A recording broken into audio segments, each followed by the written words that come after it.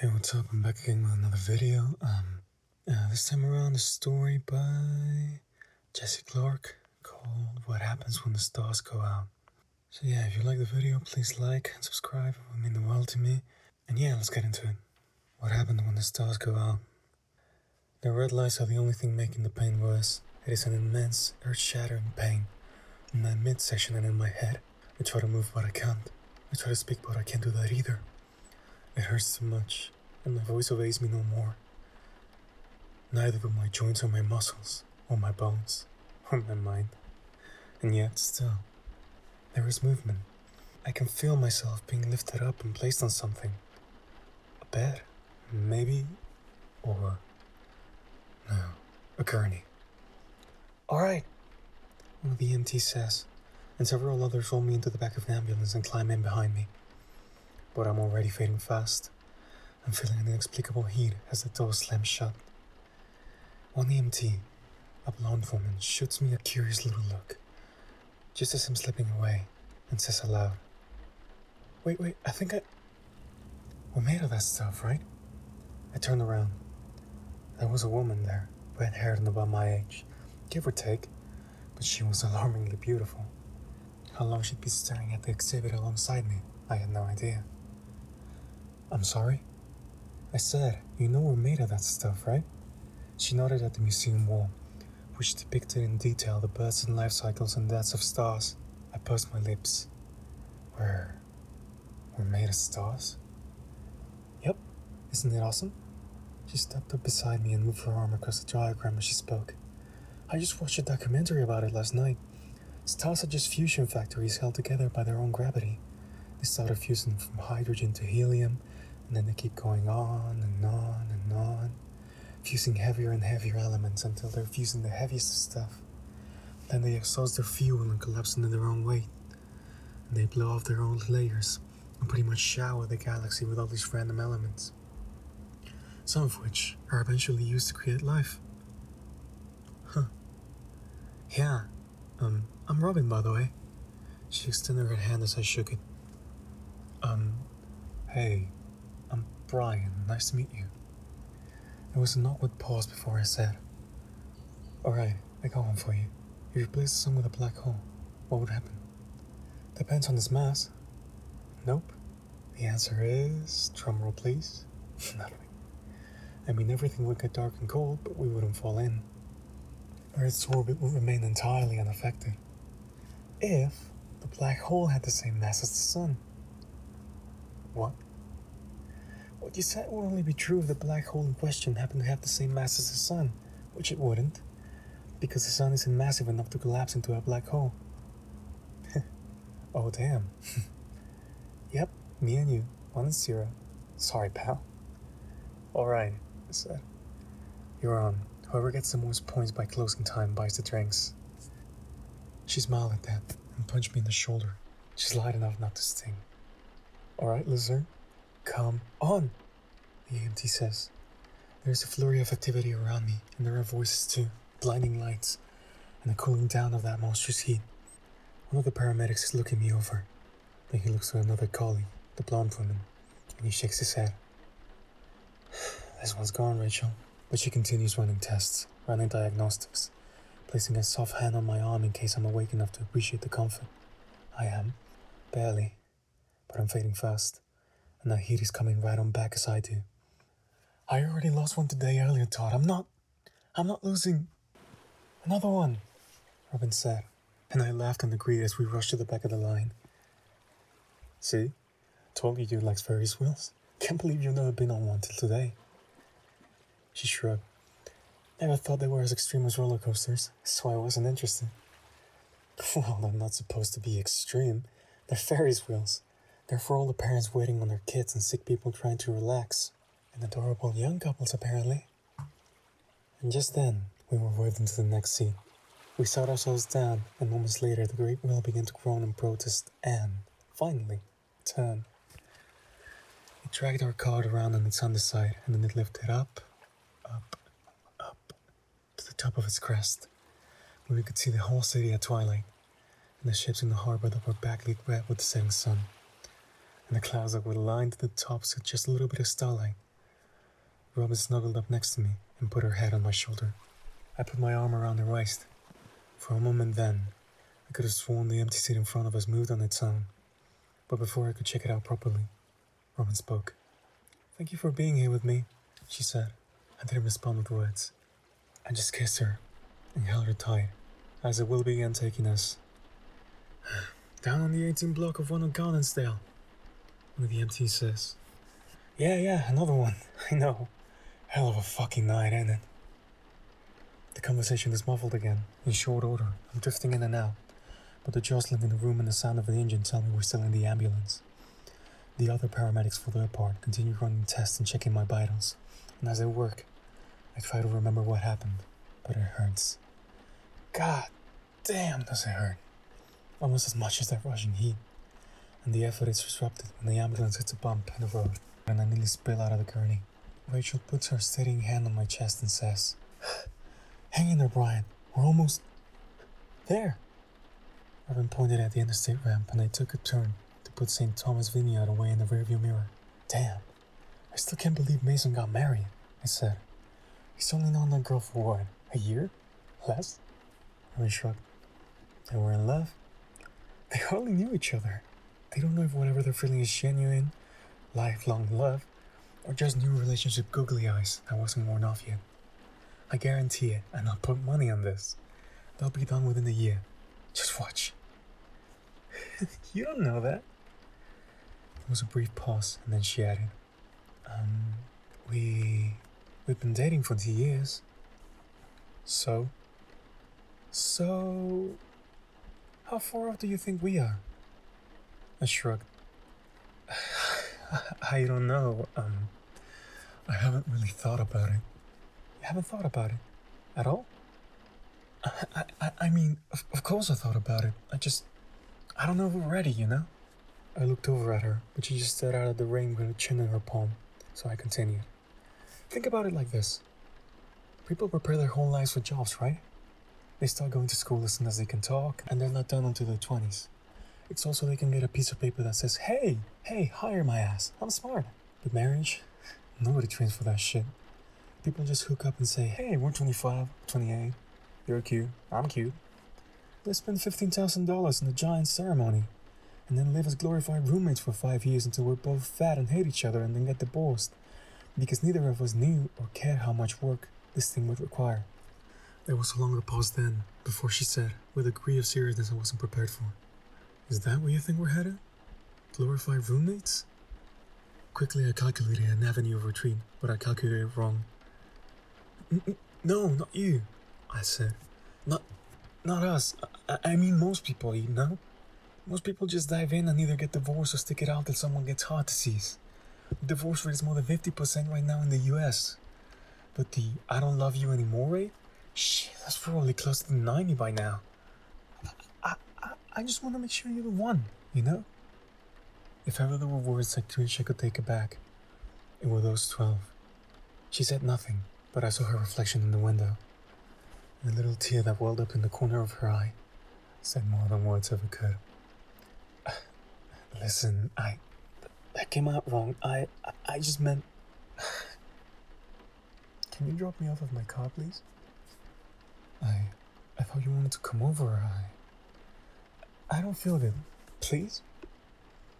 And we drove in silence for a while, as the rain picked up its pace and fell in the sheets in torrents. After another 20 minutes, I made a turn into my street and parked, and once I did, she got out without so much as a glance, and walked across the road to her own car. I ran to follow. "Robin, wait!" I grabbed her lightly by the arm. It was slick with rainwater. "Talk to me, please." "What do you want?" I blinked. I want you to talk to me. No, I mean with us. Where do you want us to go? Why do I want us to go? I want to be with you. Listen, I didn't mean to imply that. I didn't want to imply that I don't want that. I just want us to be smart about it, you know? Or maybe love isn't something you can calculate on a fucking spreadsheet, Brian. She was shouting over the cacophony of the storm.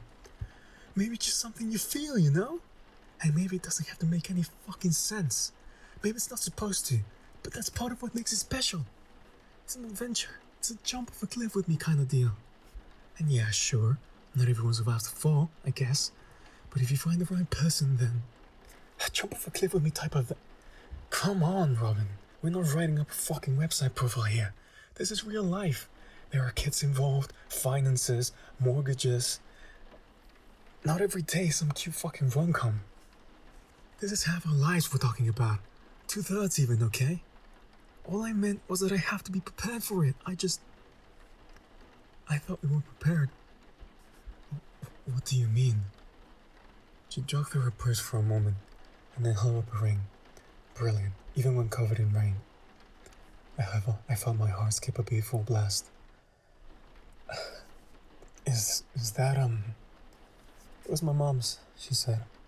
She gave it to me before she died. She said, find your partner in crime, Robin.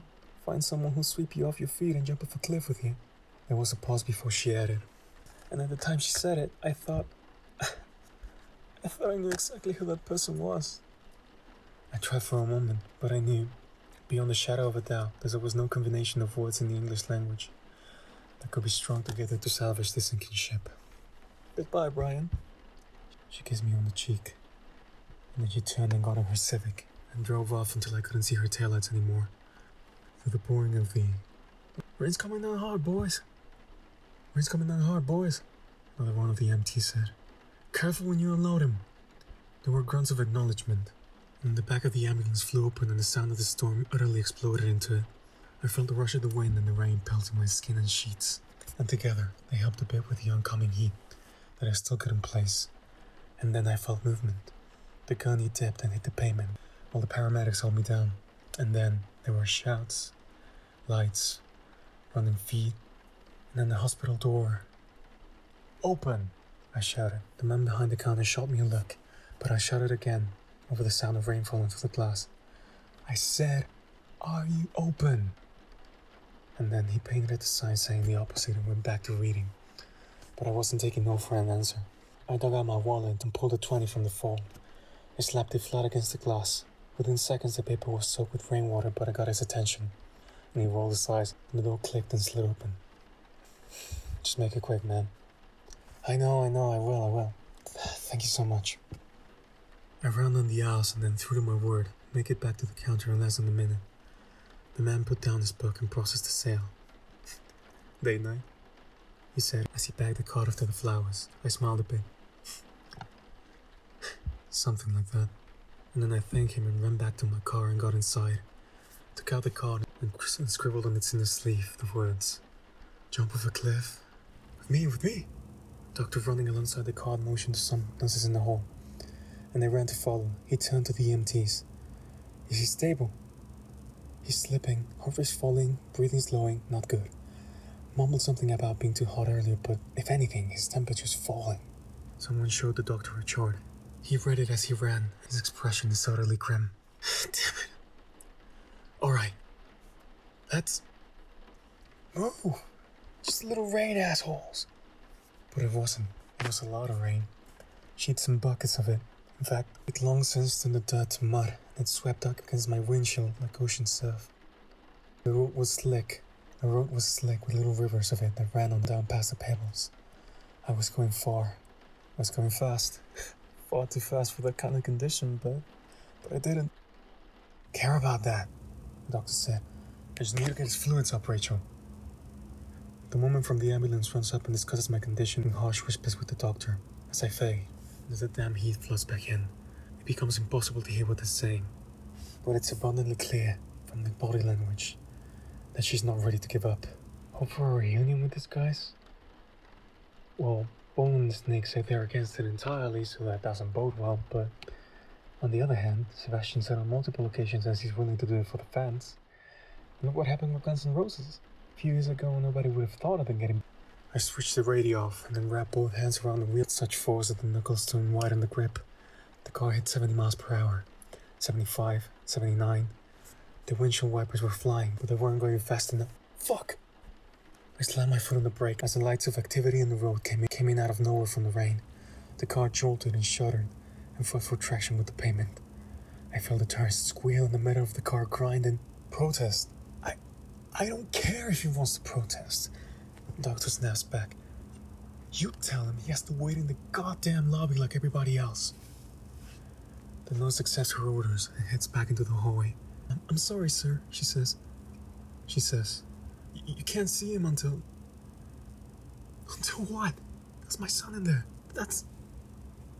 And then there's a scuffle of feet and more shouts as security guards drag my father away from the wing. Rachel pauses as she hears the shouts and then her eyes well up with tears. Then she looks at my face and appears to realize something, but she doesn't say what. The shouts continue, but they fade. And so do I. And in comes the heat as I do. Please, let me see my boy. Stop. Stop. The police officer had both hands up and my car buried towards him. Stop the car. Finally, there was a jolt in the shutter as the tires gained control at last, and the car slammed to a halt. Both the officer and I sighed in relief, and then he approached my window and tapped the glass with his knuckle. I lowered him. I shouted over the rain. I'm sorry, sir. The roads are crazy out here. You okay? He ignored the question. We need you to sit down here for a little bit, okay? He said, just until the accident's cleared up. Accident? Oh, what accident? It's bad. He nodded in the direction of the wreckage, and then he said again, just sit tight. We'll wait you over when there's an open lane. And then he ran off into the storm. I scanned the scene. There was a man on the side of the road. I saw, sitting on the pavement with a poncho for the rainfall lines hitting the sands. His SUV was totaled. The front end was fended and twisted and hideously mangled, but the other car was in fast worse shape than that. I squinted hard. I could only make out panels of white amid sharp black chunks of metal and the force of the rain, but I could just barely make it out. It was a Civic. Oh God. No. No. I got out of the car and left the door hanging open in the rain, running forward at least until the officer got sight of me. Running forward until the officer caught me by the shoulders. Hey, I told you to wait in the car. What are you? Robin. And then I saw it. A fleeting glimpse of movement. A white sheet flipped on the gurney. A strand of red hair fell from the right side and hung there as the EMTs carted away the body. Robin! That's my girl! The officer was confused and stunned, and the only thing he could think to do, drag me back to my car. I was inconsolable, but in no shape to resist. Stop, please! That's my girl. Let me see my girl, please. Stop. One of the EMTs covered in blood from the waist up turned to look at the spectacle, but then someone shouted her name. Rachel, the doctor says. You with us or what? Let's go. She blinks as she stares at me and then says, yeah, sorry. I just realized this guy was... Just get the charcoal, please. We don't have time. And she does. She runs off to fetch exactly that. And then I feel a hideously invasive sensation. A tube has been placed in my nose, and I feel it falling down into my throat. I'm too weak to gag, but I somehow manage to clench my fist. A nurse sees the movement, and he holds me down to steady me. Whoa. You okay, man? My roommate stumbled back as I threw open the door. I charged past him. You're coming in hot, he said again. You good, bro? But I ignored him. I went to the bathroom and I leaned up against the sink for a long moment. I grabbed my temples and set my jaw and sobbed without a sound. Aching, rack-heaving sobs. I heard a knock. Hey, man, he said. You good, dude? Anything I can, get for you, or... I'm fine. I managed. I wasn't convinced in the slightest, but I didn't care. I opened up my phone. There was a text from Robin there, from this morning. It read, I love you. And they were all at once the most beautiful and most painful words I've ever read. I love you. I love you too. I'm coming. Hang on, baby, I'm coming. Then I backed by my father in the context list. I love you, Dad. Moments later, I got a response. I love you too, son. You okay? But I ignored it, and I threw open the cupboard and I grabbed an old bottle of pills, and I said, swallowed the whole damn thing. Lucky his roommate called it in when he did. But the doctor is incredulous. Well, that remains to be seen now, doesn't it? Then he turns to the door. Rach. And she pushes it open with her elbow before he finishes. I got it, I'm here. Alright, he says. Fingers crossed, people. Let's see if we can save this psycho. There are isolated chuckles. Rachel, though, almost snaps at her superior for the insult, but then someone says, "Here we go!" And there's a thick, wretched black stuff funneling down the tube and down into my throat. I'm almost desperate enough, but not quite strong enough to resist it. I can feel it sliding and hitting my bottom, and pumping and pulsing. My heart rate is erratic, my breathing is erratic. My ability to comprehend the situation is every bit as erratic. I struggle as much as I can against the restraints, but even putting everything I have into my movements, I can barely muster the faintest of whimpers. But Rachel hears it. She moves to my side and she calls my hand, and says in a soft enough whisper that only I can hear the words, "Don't follow her, Brian. Don't follow her, please. Jesus, I need him here. I need this win." But I begin to fade all the same, one by one as the spikes on the EKG slow to sporadic pulses. I see the nurses turn to each other and shake their heads, one by one that is, until there is only a trembling Rachel there, and she's holding on for me tight enough for everyone in the room. "Call it," the doctor says. Just as the darkness swirls in and I feel like I'm starting to fall away, the conversation carries on as I pass. 2:32 a.m., the nurse says, but I can hear Rachel screaming, "No, he's not gone. There's still time. There's still time. There's still time to save him. There's still..." But she's wrong. I'm already gone. A voice in their face. Those things are behind me as I pass. They're fading away into the darkness that's consuming me, swallowing me whole and throwing me to the winds. And just when the magnitude of the situation dawns on me, then comes the heat, monstrous amounts of it, rips and tears and scorches and scalds. If I had the ability to scream out or even breathe, I would have done so. But then there is this new pain, a different pain. A hand reaches out from the blackness and it grabs my left forearm, with such force that the resulting pain eclipses that of the heat. The nails of the hand rip through my flesh, and then I'm being pulled. And there is this rushing wind. It's cool and refreshing and beautiful. And suddenly, I'm somewhere else entirely. I blinked. The darkness was gone, and the heat with it. That sensation being devoured. Instead, those things have been replaced with starlit clouds as far off in every direction as the eye could see. But my arm stung like hell all the same. I looked at it. There were nail marks I saw, 4 deep cuts beneath the inner wrist, and a 5th on the side, in the shape of a hand. They bled a bit, and then I heard an old familiar voice. "You okay?" I stood up slowly, and I turned holding my damn stinging arm while I did it, and said, Robin, what was that? That darkness, and the heat, and the..." "It's where you would have spent eternity, Brian, had I not pulled you out."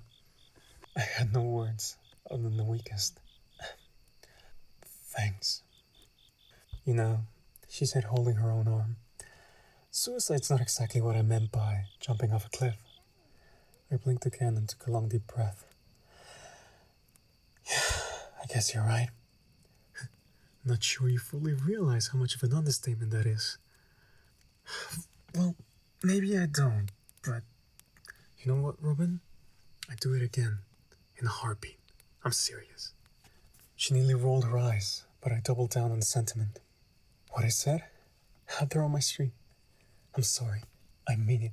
I'm sorry. You were right. Love isn't about taxes or headaches or tolerating each other until 70.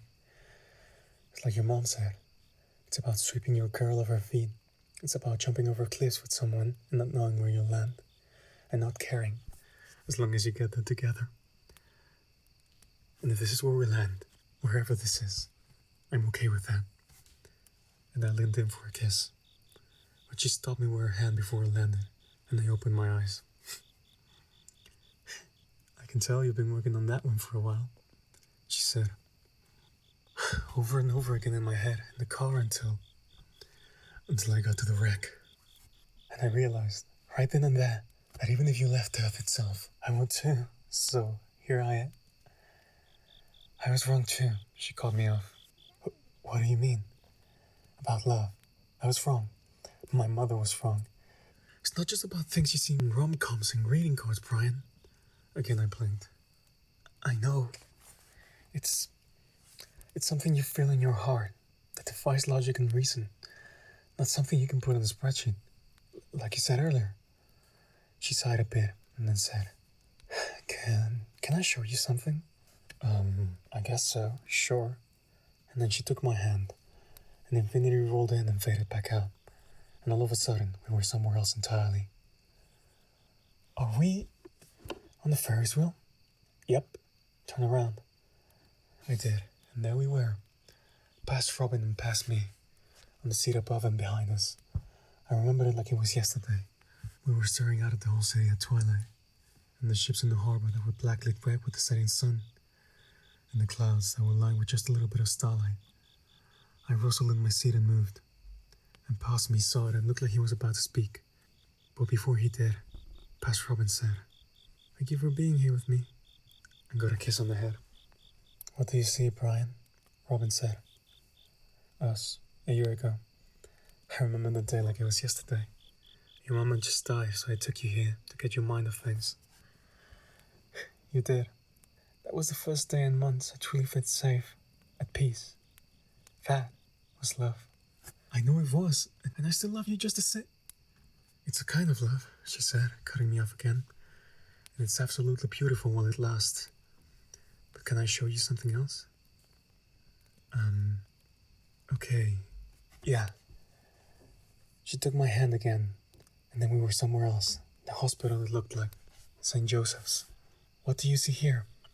I looked around, nurses running up and down the hallway, doctors reviewing notes and talking to the patients. I don't know. A hospital?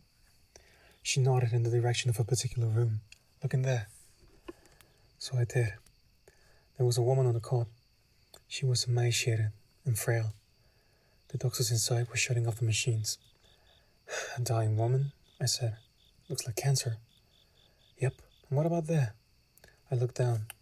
There was a nurse crouched down in front of the same door talking to a girl, 8 or 9 years old if I had to guess. The girl had been crying, but the nurse managed to make her smile a little bit, even as her mother died on the other side of the door. Looks like a nurse comforting a girl. That's right. And that little girl will remember the nurse for the rest of her life. Even if they never meet again, or so much as exchange names. That's love too. Just as beautiful and just as precious as what we had. "What's your point?" She didn't answer. She just stuck out her hand with a sad smile, and I took it. Infinity faded back in and out a third time, and we were in the waiting room. "See that?" Robin pointed to the corner of the room.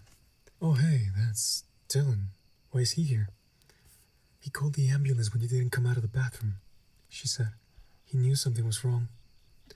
He's been standing here ever since, asking for information on you every time a nurse walks by. He's starting to annoy them." I watched my roommate for a bit, and sure enough he grabbed the nurse and asked her a question I couldn't hear. She said something dismissive and he nodded, and then leaned his head against the wall and closed his eyes. Wow, I had no idea he cared that much. "That's love too, Brian. Would you do the same for him?" She took my hand again, and for a fourth time, Infinity blinked. And then I was in the emergency room, looking down at myself. I was covered in vomit from the charcoal and the pills, but I was still, too. Deathly still.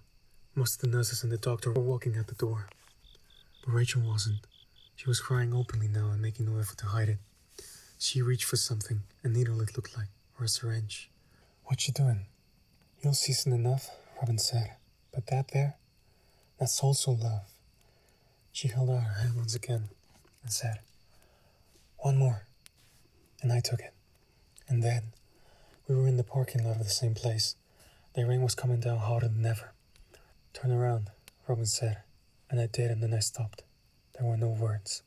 It was my father in his car, holding a Bible up to his chest with both hands, and he was crying in a way no child should ever see their father cry. "And that there," Robin said, "that's the kind of love that can move mountains." I put my hand up against his window. He didn't seem to notice. "He can't see you, Brian. Not from there." I wiped my eyes with the back of my hand. Okay, I get it. I fucked it up." And then she released my hand, and all of a sudden, we were back in the clouds again, under the stars. "So now what? It's too late for me to go back down there. I'm already gone." Robin took another step forward and said, "Maybe not." She put her hand on my temple and my eyes rolled back. And then I saw it. Rachel and I on the beach. Our child is playing out in the surf. the sun hitting her hair in just the right moment. And for a moment, her hair is made out of gold. A birthday party. I have silver hair in my temples. Rachel does too, but it doesn't matter. Our little girl is turning 10. And then that image fades and is replaced by another, and another, and another. Each one yielding another moment where someone loves someone enough for it to break through the clouds and be seen forever. Even if the moment itself lasted only for a heartbeat. Finally, there is an image of Rachel and myself on the porch, as old as we are, and she holds my hand and says, "I'm glad you didn't follow her." And I say back, "Me too." And I kiss her on the head. And then Robin pulls back her hand. And there we are again, standing in the clouds together. "How did you do that?" I asked. She shrugged. "Time has nearly no meaning in this place, Brian. I've been here for a while, and yet the doctors haven't even left your operating room. Don't think too much about it. Just think about what you want." That was my future? She shrugged again. "Could be. I don't know, and I don't need to know. Was it enough?" I nodded, and she stepped forward again and said, "Then go get it. Robin, I'll miss you too damn much." "Well, there's nothing wrong with missing someone," she said. "That just means the love lasted a little bit longer than what ignited it. So go ahead and miss me. You owe me that much. Feel the loss. Stand up to the storm like a man and memorize the pain. Learn it inside and out. And then one day, you'll wake up and realize you have a scar tissue where the skin used to be. And you'll be stronger than the grief ever was." I can tell you've been working on that speech for quite a while, Like I said, I've been here for a while. And then she kissed me, one last time. And for the briefest of moments, all the little scars in my heart were filled up and made whole again. "You're made up of the stars, kid. Now go light up the world." And then she was. "Go on, Rachel, okay? I'm not gonna tell you again." But I shut up right before the doctor could finish the thought, and I gasped for air when I did and grabbed at my chest with more strength than I had in hours. There was a needle in it, a bolt of life to the heart, and Rachel broke down in tears when she saw me. "Well, I'll be damned," the doctor said. "Welcome back to the land of the living, son." And Rachel, she turned around. "Good work, kid. Made me proud." And he left. She turned back to me and tried to hide a smile when she did it. "Hey there, how you feeling?" "Better than that." There was a pause before I added, "Hey, I'm glad you got your win." She took my hand and squeezed it. For a moment she paused when she saw a scar below the wrist that looked like the result of fingernails dragging through the flesh. But then she dismissed it and said, "I am too. And you'll get yours, okay? I promise you will." I said, "I know." And with that, she got up and left the room to go save someone else's life. While I opened up my phone, pulled up the most recent text, and hit reply. "I'm fine now, Dad."